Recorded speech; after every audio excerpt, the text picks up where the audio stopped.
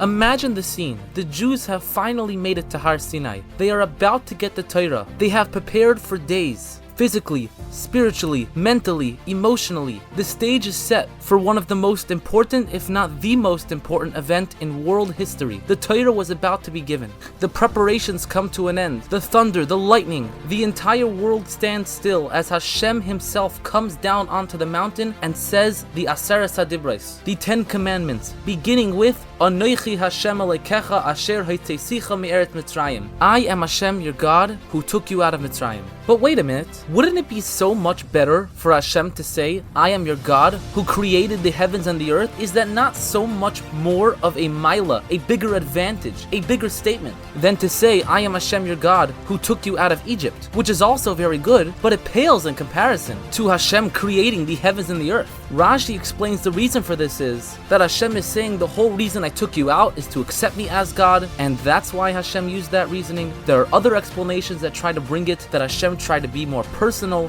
that it happened to us. The creation of the world happened to everyone. Hashem only took us out of Mitzrayim, therefore he said it like that. But if you really look into the simple meaning of the pasuk, the translation would be, I am Hashem your God, because of the next stanza, because of the next phrase. And Hashem is not God because he took us out of Egypt. Hashem is God because he created everything. So what exactly is going on here? Explains the Rebbe we can understand this by understanding a different question on the 10 Commandments. This was the most important moment in Jewish history. We got the Aseres HaDibros, the 10 Commandments that are the cornerstone of our lives. But half of them are very simple, basic commandments that I would do anyway. Don't kill, don't steal, don't commit adultery, don't be jealous. Why are we using this special stage where we literally have a face-to-face presence with Hashem himself to teach the most basic civil moral commandments? Explains the Rebbe we got it all wrong.